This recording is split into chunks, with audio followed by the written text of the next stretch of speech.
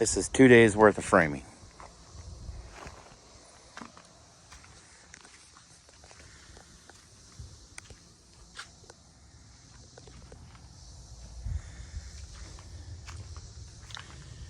Coming from the garage into the house. Laundry, utility room, powder room, into the dining kitchen area.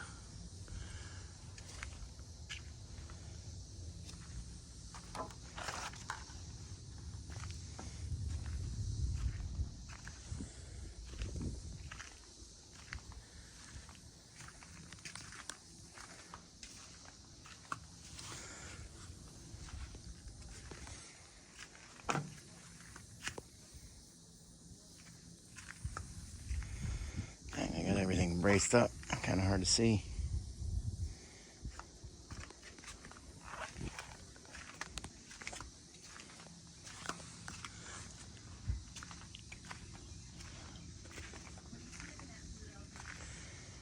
The foyer.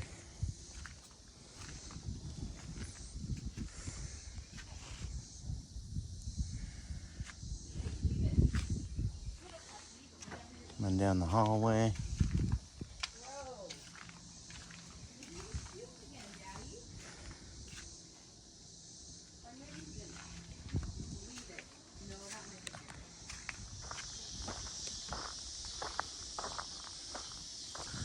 They're almost done with framing.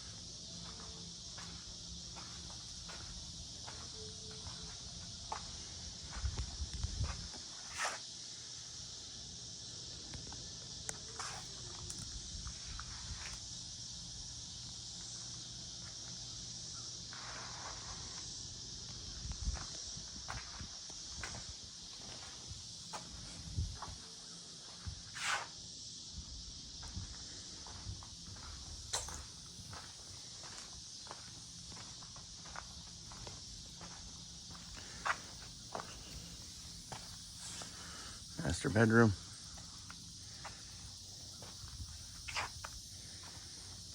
Master bathroom. There's a walk-in shower.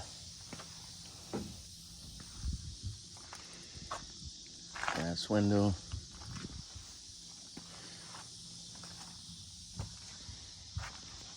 Walk-in closet.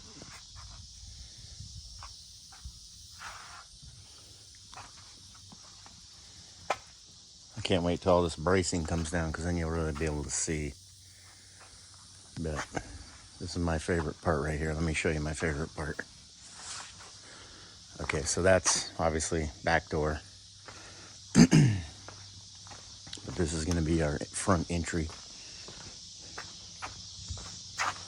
So you can see how big that is. There's going to be a door and a window light here. And then boom, come into this big open foyer. Walk through here.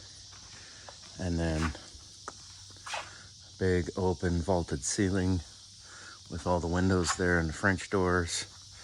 Kitchen nook, kitchen. There's going to be island obviously, and then cabinets, pantry, and more cabinets, so like a coffee bar right here.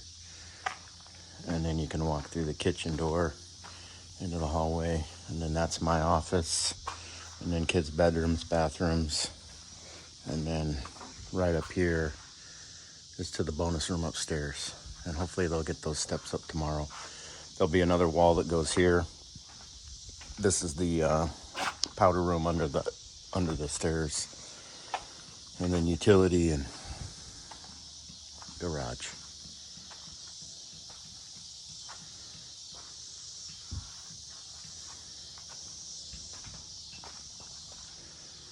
Getting super excited. I just love this big open living room. And we had them raise that beam up. Most of the similar, plans or whatever they have, that beam drops down, but wanted to make sure that kitchen ceiling up there was unobstructed. So bigger beam, raised it up, and that's what we got. And then they got this big cedar beam truss, all the hardware through there. Big 8x8 post cedar beams, cedar posts.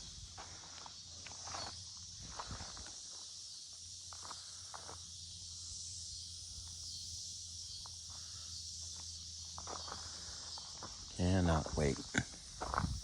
So there's the back porch, upstairs, bonus room looking out. Got all the roof trusses and everything up. Framing is definitely a little different here than what I'm used to. So you can see, like, growing up in Washington, and most of my early construction career was all in Washington State.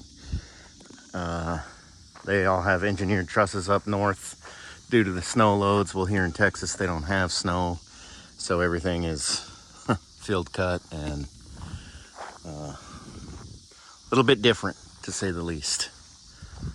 So they also, most places, one of the reasons I chose this builder is because they actually sheathe the exterior and do some spray foam insulation and all of that. They're, as far as residential builders, they are a little bit more savvy than most, I would say. But just in general, down in Texas, it's so crazy to see a framed building like this without any sheathing. They got all that bracing in there, but as soon as the sheathing goes up, that all locks everything together. So I'm surprised that they didn't sheathe this after they got the walls up, and then they could still do everything above that. But it would just give it that much more stability if it had, your OSB or plywood sheathing. Mostly, usually OSB, but some places will require plywood for shear walls and things like that. But here's the front of the house. Let's kind of do a walk around.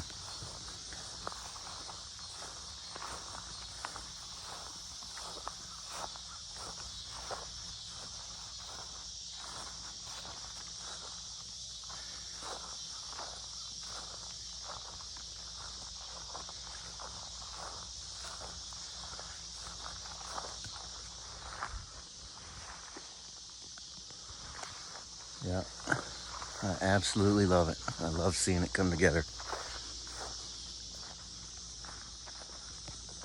What you doing, Finley? Huh? You mining? Yeah.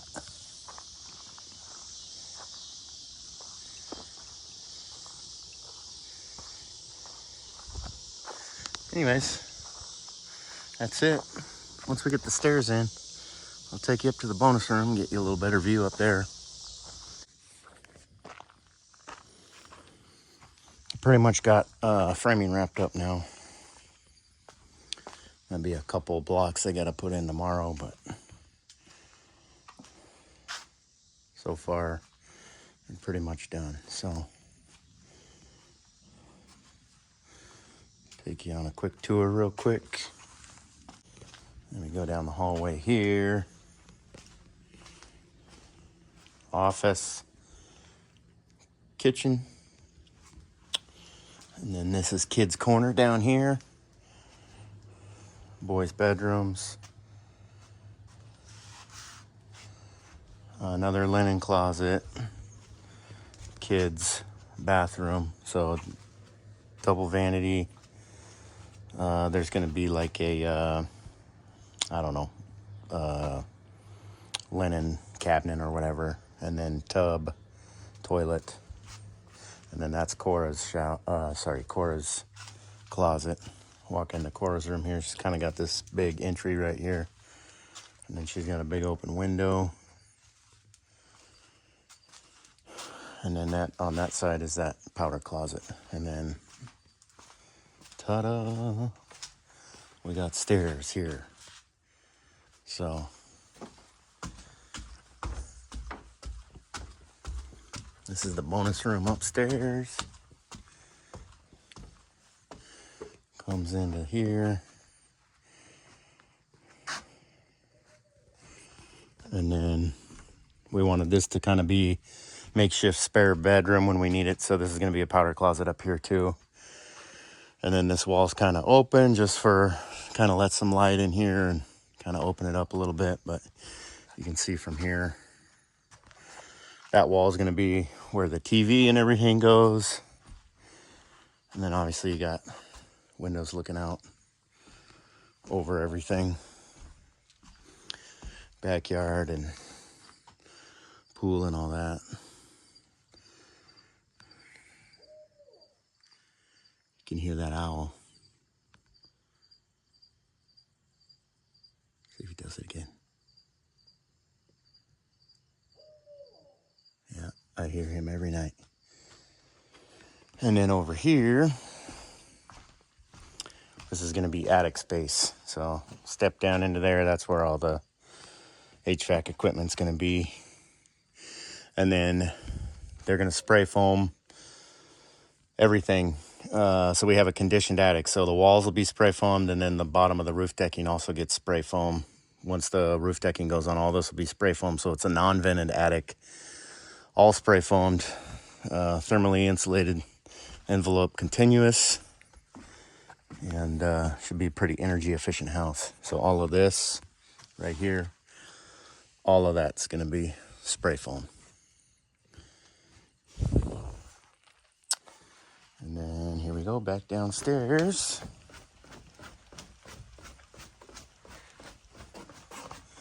Down the hallway. Dun, da, da, da, da, da.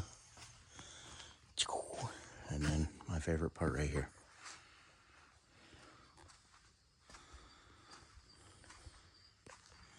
Can't wait to see the cabinets go in. Oh yeah, walk-in pantry there too. Well, not really walk-in, but bigger than what we got now in the RV, so.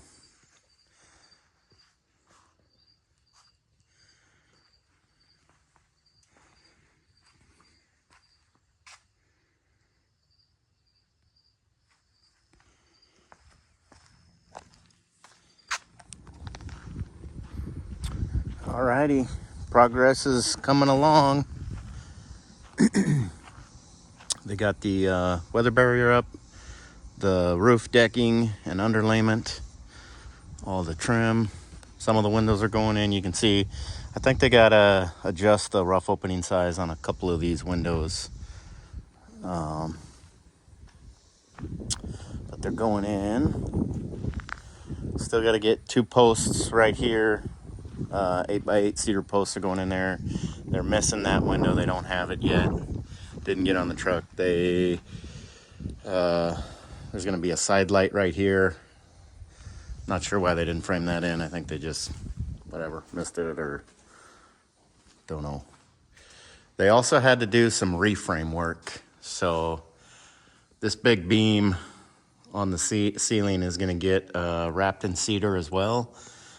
And it was out, so they had to reframe that, which meant all of these joists right here, or rafters, had to come down, and they had to fix all that and get that realigned. I think they had to reframe this. It was off just a little bit, so, and that was the error by the subcontractor, and the GC caught it and made them redo all that. You know, when I was looking at it, I honestly couldn't tell that that was a 1/2 inch out. So it wasn't a request of mine, just the GC is kind of on the subs pretty good, so. But you can see it's starting to take shape. They just got all the roof decking on today. And it changes everything in here. Just, you know, no more open sky. You can also see where they got a bunch of the like finished blocking in for everything. So you can see our ceiling profile is going to be up like that. And then what they'll do is when they do the spray foam, they're going to spray foam that wall, spray foam all the way up. The whole envelope on this house is going to be spray foam. One continuous thermal barrier around the entire exterior perimeter.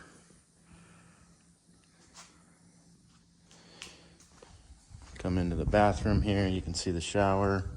So they're missing a couple windows here, obviously, and they not sure what's going on with these. They just pushed pause for a little bit, so I don't know.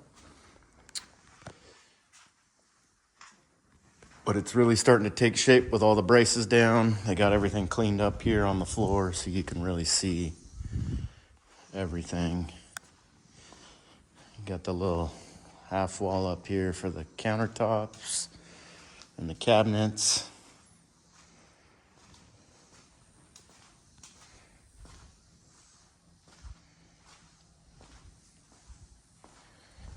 Let's go check out the guest suite real quick. So here's the guest bedroom for when family stays. They'll have, you know, a small closet there. Walk into the bathroom, double vanity toilet, shower, just a small 36 by 36 shower. And then walk down here. I've showed you guys this plenty, so I don't want to keep repeating the same thing, but you kind of get the idea. And then when we come up here, so you can see where right here, so they're going to have spray foam going up the wall because that's garage on that side. They kind of temped up this, and they'll take spray foam all the way up. And so that Tyvek there is just basically just to hold that foam in place till it cures. I questioned that a little bit. I was like, you sure that's going to hold? And they said, well, hasn't fallen over yet. So they put some 2x4s up and stuff to kind of hold it in place. So I think that'll help quite a bit. Originally, I thought they were just going to put Tyvek up and nothing else, but. And then this is the bonus room up here. So attic space, powder room, some openings here. This attic is going to be conditioned. So you see another little Tyvek barrier there, but this is where all the HVAC equipment will go. They'll have an HVAC system that heats and cools the house. And then up here, they also have a dehumidifier because on a fully enclosed attic, it's got to be mechanically vented.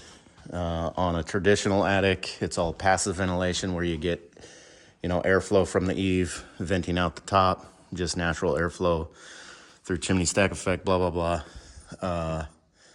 That doesn't happen when you have a fully sealed thermal envelope. And so you have to add the mechanical ventilation to get the air exchange. Otherwise, you get stagnant, humid air buildup, and that's what causes mold and condensing and all of that. So here's the view from upstairs. The windows they haven't installed yet, but you can see they've got the roof underlayment. I had to make sure that they shingled this correctly. This is a big, anytime you got a window that is at a roof head condition, a lot of times these two guys are two different subcontractors and neither one of them really pay attention to the sequence very well. And so the black membrane, when they were putting this up, was on the outside. Well, you know, water gets behind here and then you got a roof leak. So if everything's shingle lapped, that reduces the risk of leak. And then when we get the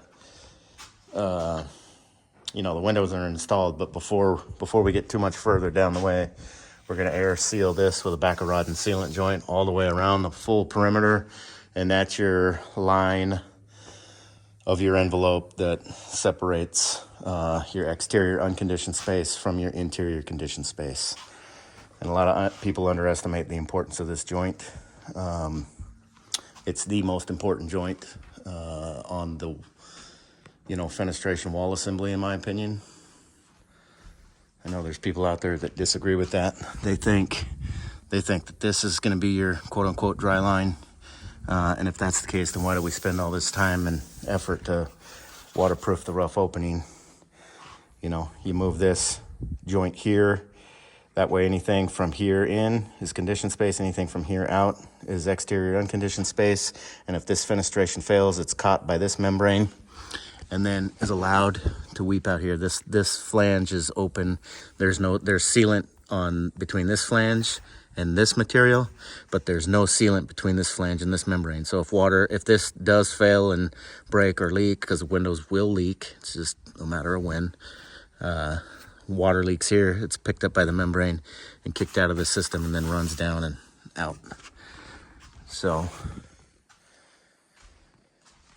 anyways, but yeah, this is it.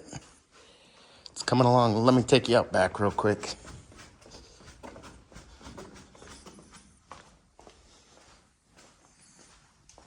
Get you a view from the outside.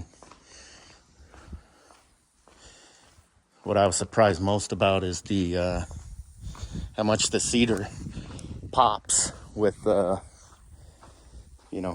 barrier and roof underlayment on. It's really starting to come together. I don't know how well you're gonna see that with the sun shining. Let's see if I can get in a shady area here. See if that helps. I don't know if that helps or not, but it's really starting to pop. Look really good when it's stained, so that's going to be stained dark brown. We're going to paint it white with board and batten. It's my wife's thing. I know it's all the trendy things these days everybody wants. It'll be outdated. We can repaint whenever, but so anyways, there's the update.